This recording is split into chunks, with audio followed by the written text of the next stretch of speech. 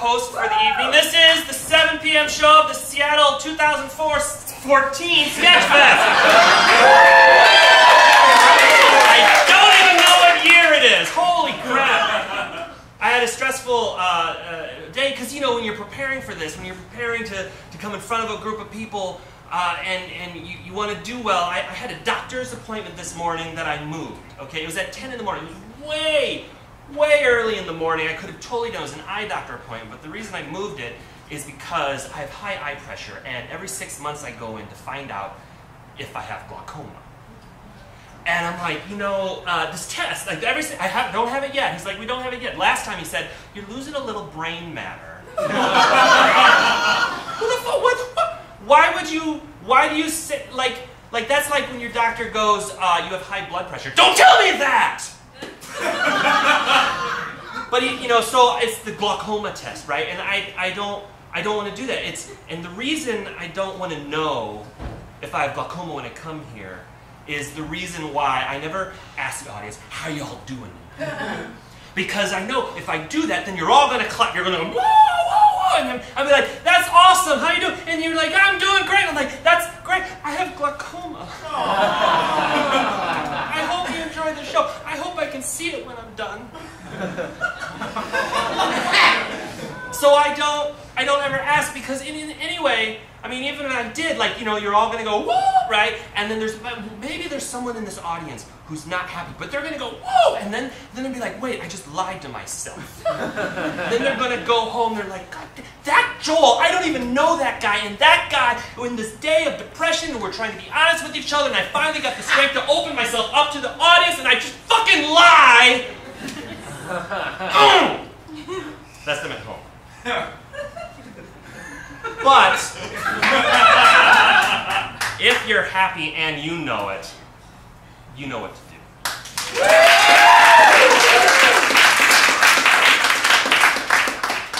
I would like to bring up your first artist of the evening, a stand-up comic from Portland, Oregon, or one of those sister cities down south. She is the original artist for Tig Notaro's podcast, Professor Blastoff. And she produces a show down there called Picture This, which I will explain more about at the end because I want to get her up here. You've listened to me long enough. Everyone, oh, so nice. Andy Main! You know that? You didn't even point out I made some mistakes. You didn't point out that I didn't tell you where the exits were in case something so amazingly funny happened that you had to vomit. So in case you need to vomit, the exits are out that hallway to the back or the way you came in, okay? And I'd also like to let you know to turn off your phones. I screwed up. Everything that ever happens ever in public, in a theater, the first thing that ever is told you is turn off your phones, but I forgot to do it. So now I'm reminding you to turn off your phones. Unless you want me to talk to somebody, and then I'll be happy to talk. I don't know who they are, but I'll say this. Okay. You can see Annie Main, let me get this right, at the show that she produces. She produces a show in Portland every second Friday at the Curious Comedy Theater called Picture This, where artists draw the jokes that the comedians are doing. Yeah, that's kind of awesome. You know, I really admire stand-ups, right? Because it takes a lot of nerve to come up here and put yourself out there. You got to practice, and you got to get the love from the audience, and you know. So I've done a little bit of stand-up. I've been writing and practicing, but you know, when I was younger, I was telling jokes, and you got to start somewhere. I got really good at like the dumb, like the super obvious traditional kind of, like I'm the king, the absolute wizard, the grandmaster. I am the king of the most basic jokes. So let me tell you what, okay? I'm just the king of these. Okay, knock, knock. Wait, hold on, I screwed that up. Okay, I didn't do that right. I'll tell you what, I'm going to tell you a joke that someone else told, because we all have those friends who are funny, and they tell you something that you really like, but they never go off and do comedy. They never go on stage. And I feel like those people need to have their comedy represented. So I'm going to tell you one quick joke from my roommate in college. I don't know if you'll like it, but I liked it. It was his impression of Elvis at home. I'm going to go to the kitchen and get some pie. That's Elvis at Home. Thank you very much. Rob Waldy lived forever in our memories. Okay, our first sketch comedy group is coming up next. They are two gentlemen. They are locals to Seattle. They've been doing it together for 10 years in a very platonic kind of way. They like each other in that way that theater people can like each other in the one way, but not... Okay.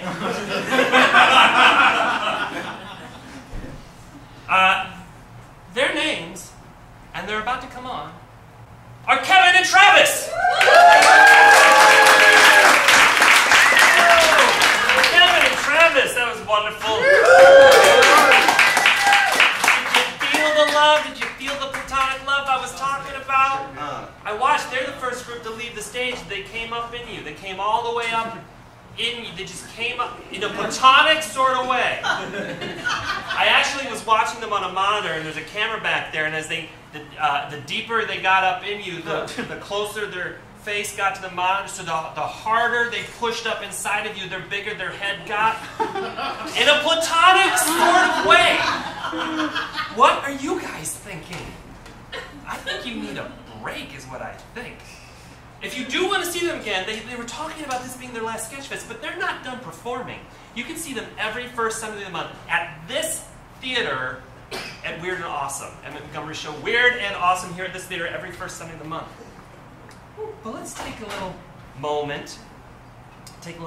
We're going to thank our sponsors for this evening, because there are people who make this wonderful thing possible. For Culture.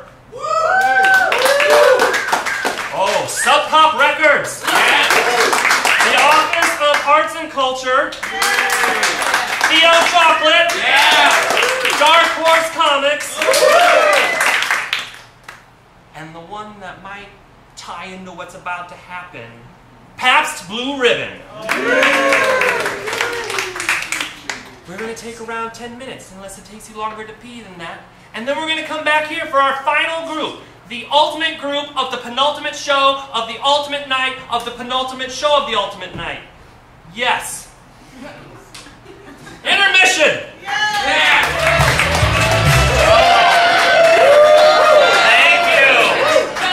Thank you. This is my favorite part of the show as a host, because after intermission, you've seen some really funny stuff, and then you see a little bit of me, and then you go drink, and then you see a little bit of me, so you just associate me with really awesome things. So thank you. I really appreciate it. It's the time. I will not forget this time. If you happen to take a call while you're out there, or thought you might take a call, which I don't understand, because nobody ever calls me, so I don't know why I need my phone on. Please turn them off at this moment again.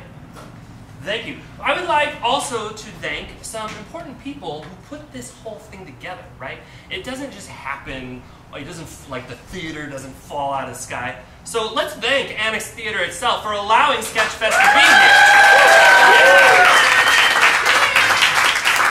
Let's thank the board of the Seattle Sketchfest for putting in the time and effort to put this organization together. The staff of the Seattle Sketchfest.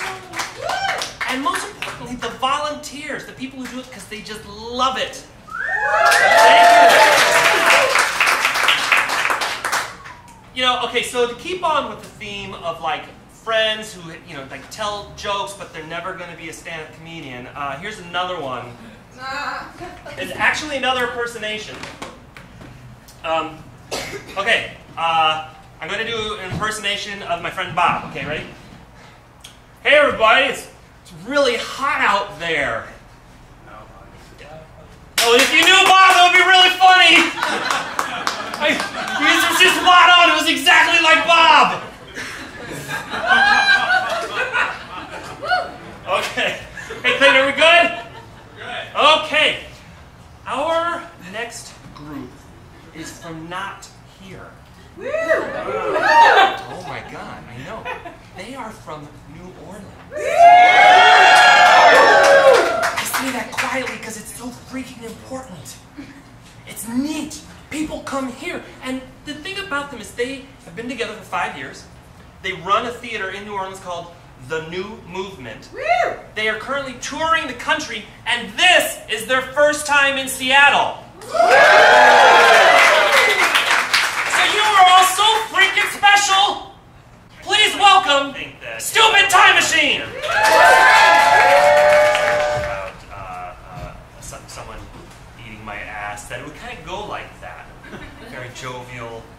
I want us to all be open with each other. You say these things. You think I'm serious? Okay, that is the final show of this 7 o'clock hour. We are almost done. There's a couple little orders of business.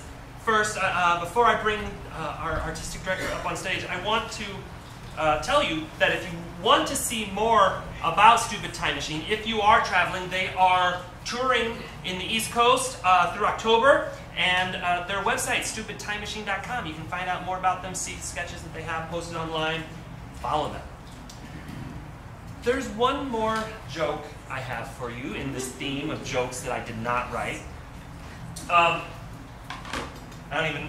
put it down like it's somehow important. I don't even need to do that. But this is my personal favorite thing. It's a guy, it was a father telling his 3-year-old a chicken crossing the road joke.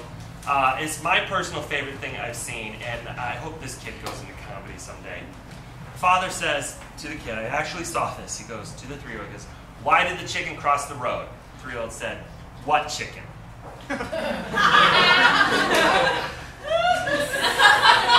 That's my favorite thing ever. But my second favorite thing ever is the artistic director of this festival, who made it possible, who brought me up here, who brought you here, who made this all happen amongst the rest of the staff. But this man is the face. I'd like to bring up Mr. Clayton Weller.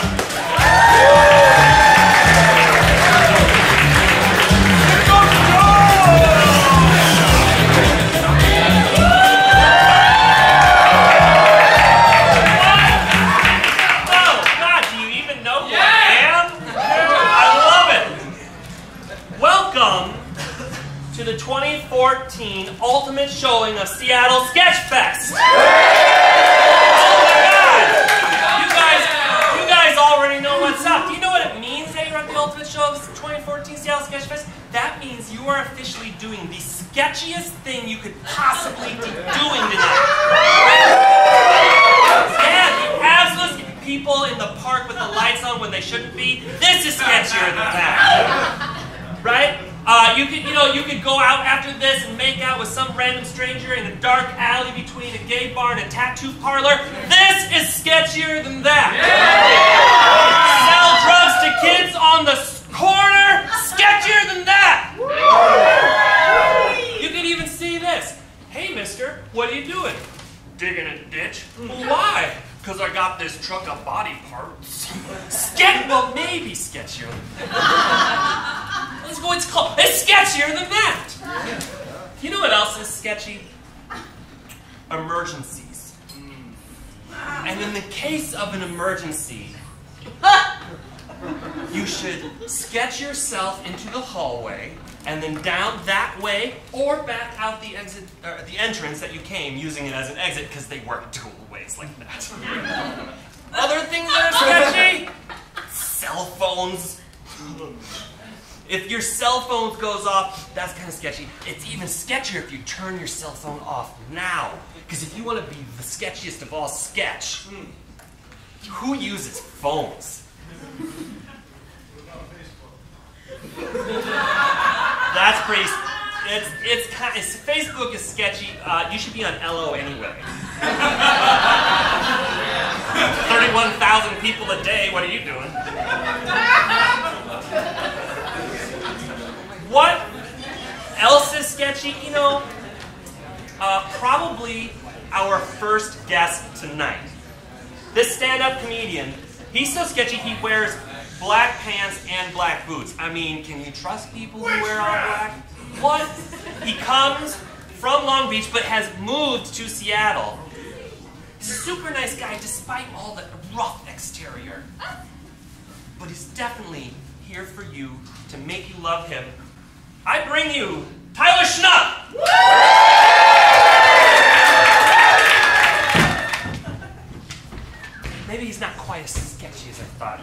actually is a little bit sketchy. Potbelly sandwiches. You guys ever eaten there? I went there, and they had a frozen raspberry lemonade for sale. I had it on the board, and I ordered one, and raspberries, lemonade, raspberries, and froze ice, right? And I got it, and I should have been suspicious because it came with a cookie on the straw, which I didn't, right? And I took a swig, and I'm like, something's wrong. So I said, is there dairy in this? And they go, yeah, we make it with raspberry sherbet. I was like, well, I'm lactose intolerant, and I kind of know what raspberry, like everybody kind of knows what raspberry lemonade is, and then you have a thing with shakes, but then you have this board over here which is like all the way across the room where it says raspberry lemonade. You don't say anything about there being a milk product in it, because I know that there's no milk in raspberry lemonade. And you're doing this, and I'm getting all like bent out of shape, and I realize this is probably how the people who want to protect marriage feel.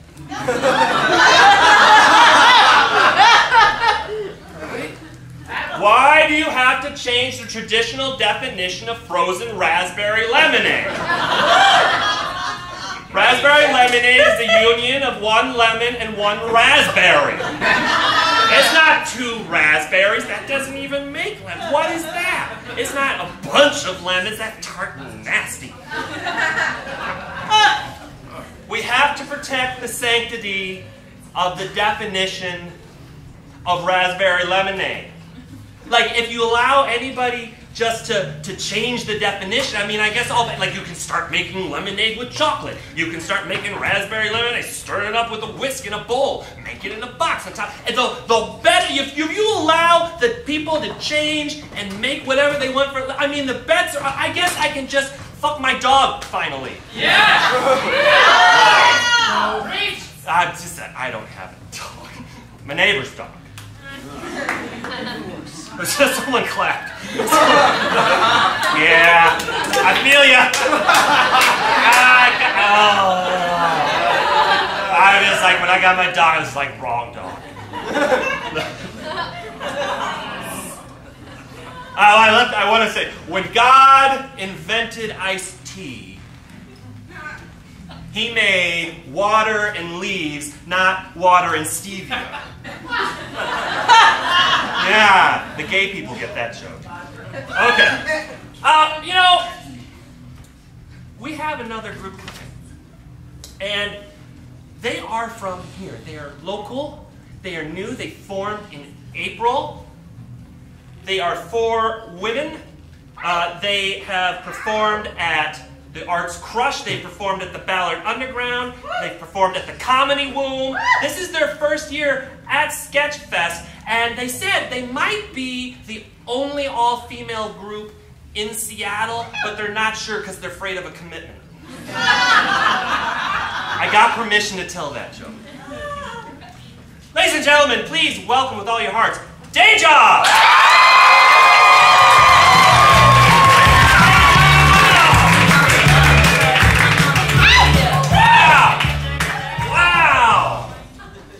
If you like that, you can see more of Day Job. They're doing their show Day Job with Benefits at the Pocket Theater on November 7th, 14th, and 21st. And you can find out about that on their Day Job Comedy Facebook page.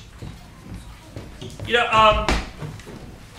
last time I came out here, I did a little bit about lemonade and fucking dogs.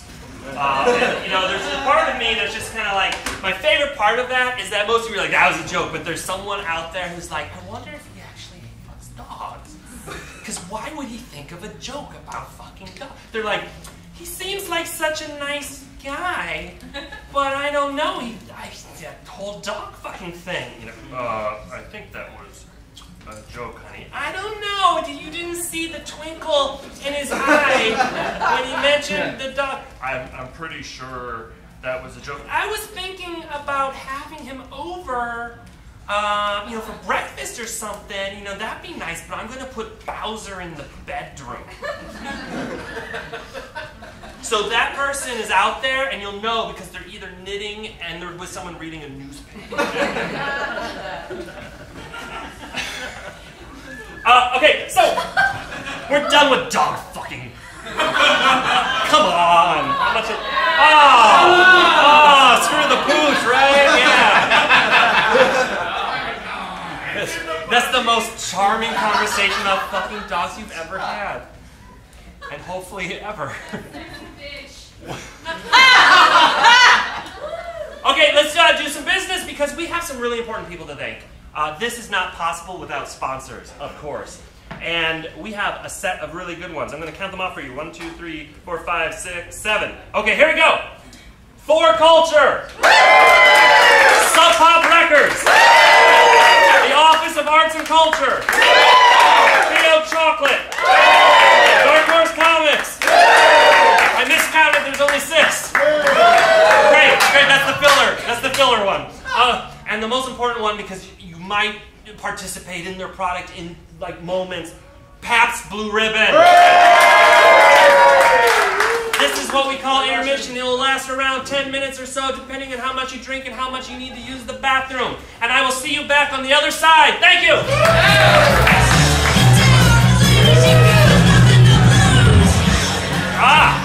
Welcome back. Hey Clayton, do I do the screen again? No screen. What does that mean? Yank it or not? Go up. Okay. Big shadow puppets. Thank you. Okay. This is my favorite part of the night because you've seen a little bit of fun stuff and then you see me, and then you see some more fun stuff and then you see me, and then you drink, and then you see me, so you associate with me with really great fun things. Yeah. Even if I don't do it. So you're like, I kind of like that guy. I'm not going to let him near my dog, but I kind of like him. Yes. We have some more people that we want to thank. So first of all, if you turn on your phones because you got that really important call, make sure you turn your phones off again. And we'd like to thank the following people. The board of Sketchfest Seattle for ruling it all. We really want to thank the venue, Annex Theater, for allowing us to even be here. We love the Sketchfest staff because they do most of the work all year round putting this together. And last but not least, give it up for the volunteers. Amy Love. Look, I'm going to keep this short because the next group is from Venice Beach. This is their first time in Seattle. They said keep it short and sweet. In fact, when they were talking to me, he was jumping up and down. He's like, we want to rock. We want to do this. We want to fucking kick some ass. So I'm just going to get out of the way and let you see the intellectuals.